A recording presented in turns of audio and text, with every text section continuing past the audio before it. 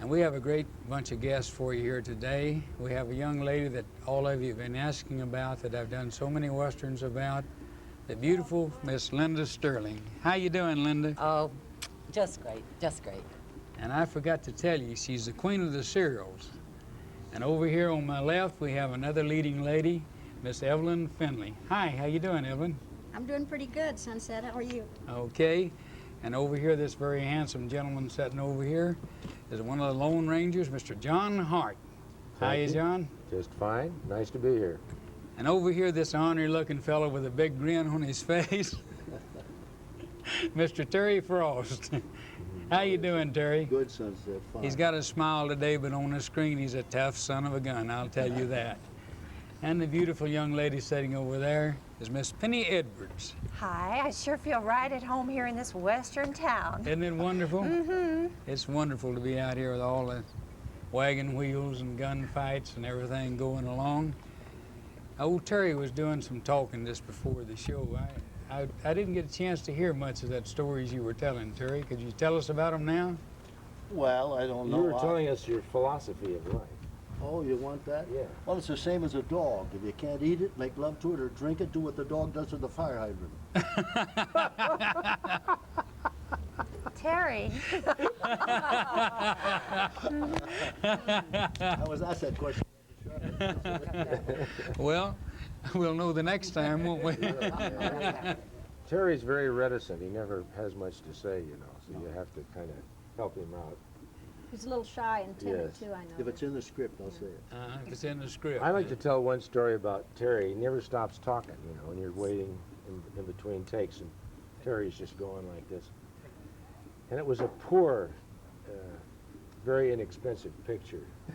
And we just, he's always the bad guy. I was one of the henchmen. We just held up the stagecoach, and they threw down the strong box. And on the cue, Terry was supposed to shoot the lock of it off. And there was a stunt double hooker, somebody dressed up like a girl. The stagecoach runs away, the driver falls off, the girl falls off, and all this goes on with it, and it's all cued by his shooting the lock off. And he's so busy talking and talking and talking, and the assistant director, who was Lenny Katzman, now the biggest producer in television, and old Terry goes, oh, bang, he shoots it in the stagecoach, and the guys fall off, and the horses run away. And finally, after it quit, Lenny says, Terry, I just said, are you ready?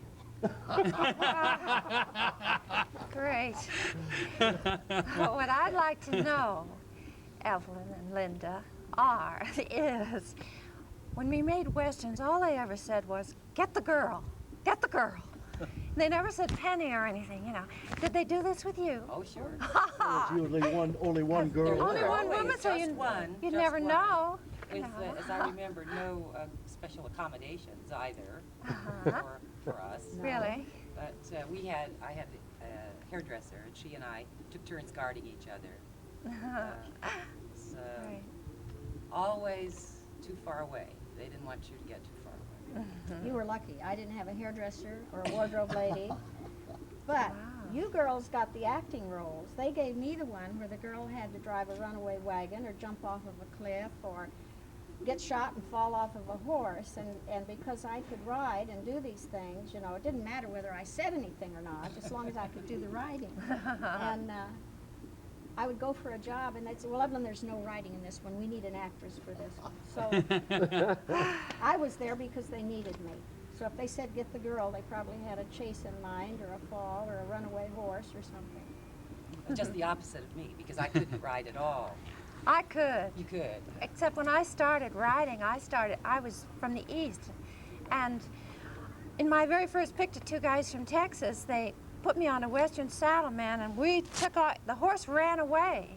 They didn't know it. They thought I was a great rider. That's how I got started in Westerns. I was really into A's, you know, that type of musical. I was from Broadway and musicals, comedy type of thing. I had them tried to get everybody to call me Frosty instead of Terry. Because when I was out of a seat, I was over someplace playing gin rummy or sleeping sometimes. And I tried, because every time they'd holler Mary, Larry, Harry, or Jerry, I would answer it. I got so tired of running, not you, not you. See, so I tried to get everybody to call me Frosty. That worked pretty good. It worked out. Yeah. Oh, goodness. Linda, I know you're the queen of the serials, and you've done so many of them and worked with so many different people in them.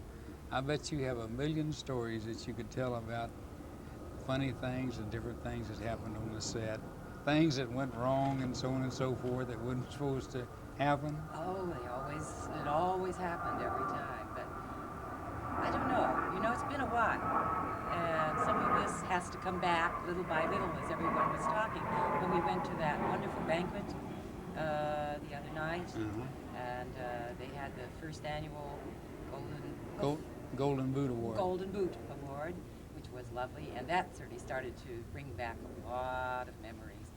I think as a general memory, the one that I remember the most was never being able to find a place to sit for any length of time. Especially when we were on location out at Iverson's, we always did the location first, and most of the westerns was 3/4 location. And by the time I had dusted off my rock, you know, we didn't have chairs with our names on the back or anything like that. They just wanted you out of the way while they were shooting. By the time I dusted off my rock, checked all around it for spiders, of which I'm deathly afraid, and Gila monsters. poison oak, and I just get comfortable, get a book, and they say, out of the way, we're moving. There's a new set, new take, new setup, and I'd have to move again. So this went on all day long. Exhausting. I like the way they set up the scenes. They put you all in a circle, and then when you had your close-up, they just move you to whatever place, the position the camera was in, into that area of the circle. Yeah, it was really fast. It had to be. Yes.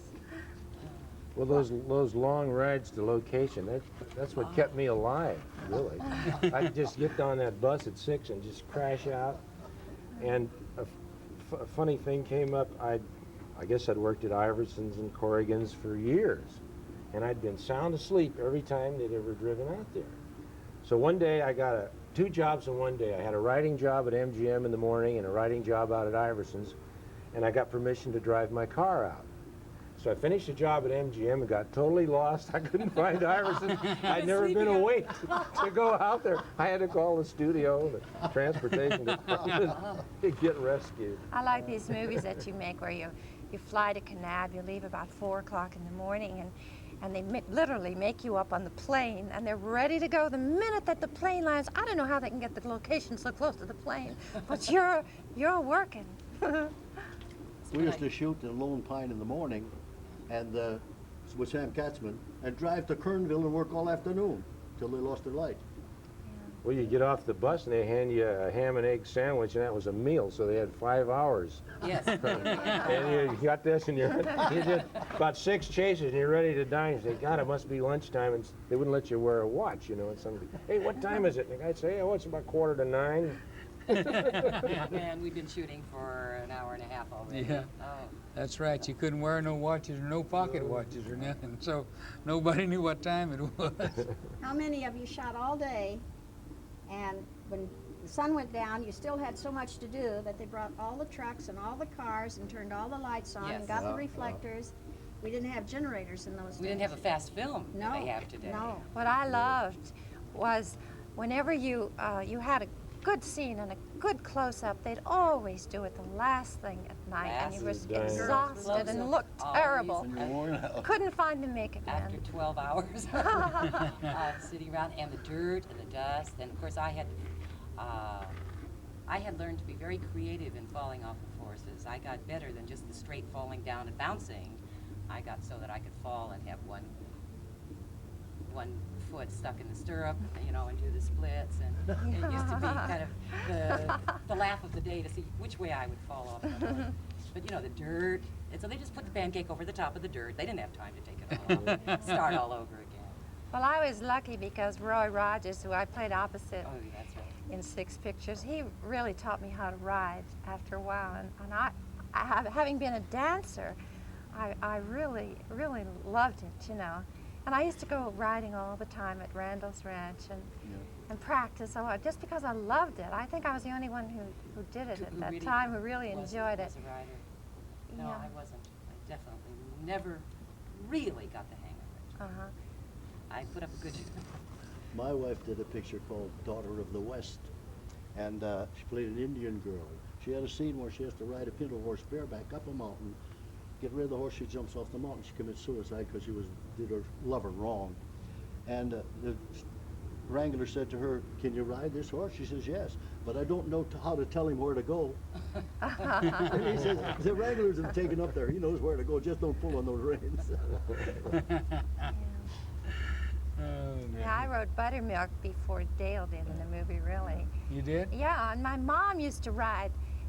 They used to let her ride Trigger. And she's an old lady, you know, but I guess she wasn't that old then. Maybe my age. And she was an excellent horsewoman, but Trigger did the strangest things. She didn't know about the various signals that he does, and all of a sudden, he'd rear up and slide down a hill, and she'd say, "What is he doing that for?" She gave him a signal that, touched him somewhere. And he did all these weird things. He'd rear up all of a sudden, you know, and it was kind of fun riding him. I think she was the only person that was permitted Well, that's wonderful. to ride him who wasn't with the group. You know? Did you ever ride those Hooker boys' horses up at Pioneer Town? Oh, yeah. Oh, sometimes in the morning there'd be a rodeo when you got on with it. So you Six guys come out of the chute at the same time. You go down behind the rock, and the guy would say, "Ah!" and the horses would start going. The rodeo would start. George Archambault. Because they knew they were going to get it in Did you about work 2 for minutes. George Archambault? Sure. Well, one day we're up at Pioneer Town. He says, "Now, Frosty, you go behind the rock over there, and then come by camera right fast, carrying the mail." I says, "Which rock, George? There's lots of them." He says, "Any rock, Frosty. There's thousands of room." Thousands of room. Yeah. The thing I liked about making B movies was the pace. I loved the pace. I'd go into an A movie, and you'd spend 3 days setting up one shot. It used to drive me up a wall, and I couldn't wait to get back doing the B's again. When I started doing television in the 50s, after I'd been at Republic for so many years, and everyone else was complaining, "My God, we're working so fast. I can't keep up with this." I think they did 20, maybe 30 setups or something, maybe not even that many in television. And all these people were, and for me, it was a vacation. I said, "This is slow. I mean, I have at least 5 or 10 minutes or 15 minutes between scenes." We never had that many minutes between scenes when I was working. And most of them, early in television, were New York actors that they had brought out or had come out after the live, when television began to move over to Los Angeles. They just didn't understand how you could do all this so fast. But I think we were talking about the kid Carsons with Bill Williams. Bill Williams, yeah. And Frosty and I did 3 of those. They shot those. I can't think of a name for it. They did 3 at the same time. They'd have a setup. Let's say I remember a living room, and put one costume on me and a group of people, and we'd do some scenes, and then they'd rush me out, put another set of clothes on me. I'd come out, I had another name, and then we'd do some more scenes. This was another picture. We did 3 pictures at the same time. I tell you, I was so goofy. I didn't know what was happening. If I wore the blue dress, I was Alice, and if I wore the pink dress, I was somebody else. That was. What if you had 2 and 3 changes in the movie? We did. You did. Oh, that would I didn't know what was happening. I never did. I can tell you a story about that. The first 6 television pictures Roy Rogers made, they did 6 at one time. Oh no. And we had 6 different uniforms, 6 different names. I never changed clothes so many times in my darn life. Played 6 characters. Johnny English selected them. Took us 2 weeks, and we did 6 of them. 2 days for each one.